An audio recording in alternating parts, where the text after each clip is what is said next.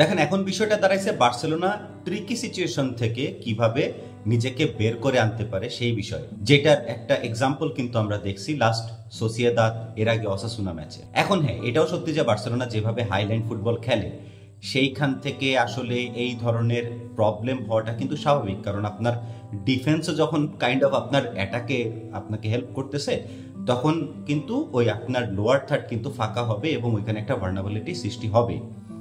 কিন্তু তারপরও আমার ব্যক্তিগতভাবে যে জিনিসগুলো মনে হয় সেটাই আপনাদের সাথে শেয়ার করা, বাকি আপনাদের যা মনে হয় কমেন্ট বক্সে কিন্তু জানাবেন। প্রথমত আমি যে জিনিসটা লক্ষ্য করলাম, বার্সেলোনা যখন প্রথমে হাইল্যান্ড ফুটবল খেলা শুরু করলো তখন তাদের পজিশন ছিল 4-2-3-1 এই ফরমেশন, কিন্তু রিসেন্টলি দেখতেছি 4-3-3, লাস্ট দুটো ম্যাচে দেখলাম 4-3-3 এই ফরমেশনে খেলানো হচ্ছে।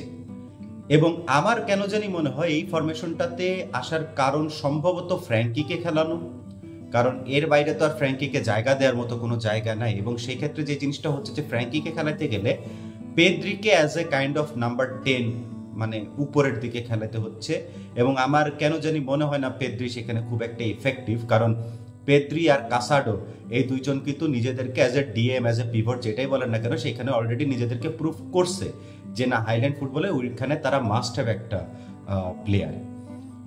আর ফ্র্যাঙ্কিকে নামাইলে যে জিনিসটি ইন্ডিভিজুয়ালি হয় কি, যে খেলার পেসটা স্লো হয়ে যায়। আমি জানি অনেকে আমার সাথে দ্বিমত পোষণ করবেন, বাট পয়েন্ট হচ্ছে ফ্লিকের যে অ্যাগ্রেসিভ ফুটবল, ফ্লিকের যে হাই ডিমান্ডিং ফুটবল, ফ্র্যাঙ্কি এখনো সেইটার সাথে ইউজ টু না, ফ্র্যাঙ্কি এখনো সেই এনার্জিটা ডেলিভার করতে পারতেছে না, যার ফলে কি হচ্ছে যে আপনার খেলাটা অনেক বেশি স্লো হয়ে যাচ্ছে। ফ্লিকের মেইন যে দখল সেটা থাকে কিন্তু ফার্স্ট অফ অল মাঝ মাঠে। আপনার মাঝ মাঠে যদি যে অ্যাগ্রেশন বিল্ড আপটা সেটা যদি স্লো হয়, আপনি রিকভার করতে করতে কিন্তু আপনার গোল কনসিভ করার রিস্ক থাকে, যেটাই হয়েছে সোসিয়েদাদ ম্যাচে।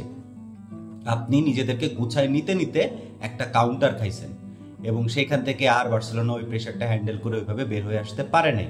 উপরন্তু ভাই সোসিয়েদাদের যে চ্যান্টিং ওইটা তো মার্কা মারা জিনিস। এখন এই ক্ষেত্রে করণীয় আসলে কি আছে? করণীয় বলতে আমি কয়েকটা জিনিস একটু আপনাদেরকে একটু বলি। এখন করণীয় বলতে প্রথম করণীয় আছে কি, যে আগের ফরমেশনে ফিরে যাই আমরা সেই 4-2-3-1 ওই ফরমেশনে ফিরি, কারণ ওইটাই আমার কাছে মনে হয় অ্যাকচুয়ালি হাইল্যান্ড ফুটবলের আদর্শ যেই ফরমেশন হইতে পারে সেইটা।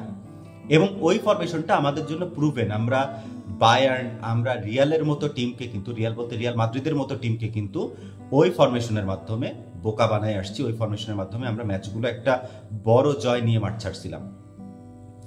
দ্বিতীয়ত আমার মনে হয় না যে ফ্র্যাঙ্কিকে মূল একাদশে রাখাটা খুব দরকার। হ্যাঁ, যদি ফ্র্যাঙ্কিকে খেলাইতেই হয় তাহলে অ্যাজ এ সাবস্টিটিউট 70 মিনিটের পরে 65 মিনিটের পরে ফ্র্যাঙ্কির একটা জায়গা দলে হইলেও হইতে পারে, কিন্তু স্টার্টিং এ ফ্র্যাঙ্কিকে নামায় দলের পেসটাকে স্লো করে দেয়া এর পক্ষে আমি না। কারণ অলরেডি ফ্র্যাঙ্কির থেকে ভালো স্পিডি প্লেয়ার কিন্তু আমাদের টিমে আছে। আমাদের ড্যানিয়েল মো আছে, আমাদের ইনজুরি থেকে ফিরে আসা গাভি আছে। ইনজুরি থেকে ফিরে আসলেও আমার মনে হয় গাভির স্পিড এখনো ফ্র্যাঙ্কি থেকে অনেক অনেক বেটার, তাই এই দুজন একটা ভালো অপশন। আবার যদি আপনি ফরওয়ার্ডের দিকে চিন্তা করেন, উইঙ্গারের দিকে চিন্তা করেন, লামিন ইয়ামাল এখন বর্তমানে হচ্ছে হলো ইনজুরিতে আছে, নেক্সট ম্যাচে এসে খেলবে কিনা এখন ওইটার কোনো সঠিক তথ্য আমি পাই নাই। বাট লামিন ইয়ামালের জায়গায় রাইট সাইডে আমরা পাও ভিক্টরকে জায়গা দিতে পারি, এইটা কিন্তু হইতে পারে। পাও ভিক্টর আমি যতটুকু ওর খেলা দেখছি, পাও ভিক্টরের খেলা যে আমার আহামরি লাগছে তা না, বাট খারাপ লাগেনি। অ্যাটলিস্ট আপনার ফার্মিন লোপেস থেকে তো ওর ভিশন আরো বেশি টাইট ভিশন, এইটা তো সত্যি কথা। কিন্তু এইভাবে যদি চলতে থাকে সামনে কিন্তু আমাদের জন্য আরো অনেক ট্রিকি সিচুয়েশন আসবে, যেটার কথা কিন্তু আমি আমার যে আগের ভিডিও নভেম্বর মাসটা বার্সেলোনার জন্য কেমন হতে যাচ্ছে সেখানে অলরেডি বলেছি। আমি ভিডিওটা এখানে কোথাও অ্যাড করে দিব, আপনারা চাইলে দেখতে পারেন, সেখানে কিন্তু অলরেডি বলা আছে। তাই আমার মনে হয় কি যে আগের যেই ফরমেশন যেটা আমাদের জন্য অলরেডি প্রুভেন, সেই ফরমেশনে ফিরে গিয়ে আমরা ফ্র্যাঙ্কিকে একটু বাইরে রেখে যদি ড্যানিয়েল মোকে দিয়ে স্টার্ট করাই, বা ফ্র্যাঙ্কিকেও যদি একেবারেই স্টার্ট না করাই, সেক্ষেত্রে আমরা দেখা গেল অ্যাজ এ সাবস্টিটিউট গাভিকে যদি ইউটিলাইজ করি, বা আমাদের আনসু ফাতি কিন্তু এখনো আছে, আনসু ফাতিকে যদি ইউটিলাইজ করি সেটা আমাদের জন্য আরো অনেক বেশি আমি বলবো ওয়েল ব্যালেন্সড একটা টিম হবে। এবং এইখানে আরেকটা কথা মনে দুঃখ পেলেও বলতে হয়, I think it's time to let go Frenkie de Jong. এটা একটা হাই টাইম চলে আসছে। সে যে বেতনটা পাচ্ছে, সে যে রিসোর্সটাকে মানে হচ্ছিল বার্সেলোনায় ব্লক করে রাখছে, সামনের বছরটা গেলেই তো ফ্র্যাঙ্কি ফ্রি এজেন্ট হয়ে বের হয়ে যাবে।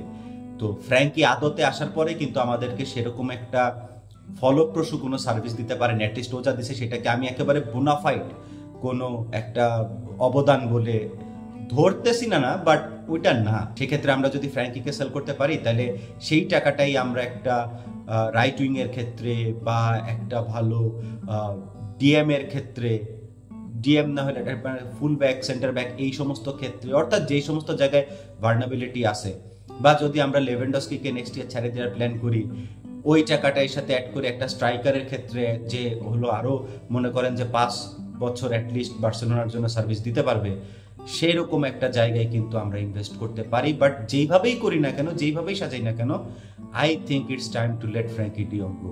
এটা আমার ব্যক্তিগত মত, জানি অনেকে ডিনাই করবেন, জানি অনেকে আমার সাথে একমত হবেন, but still it is what it is. See you on the other one.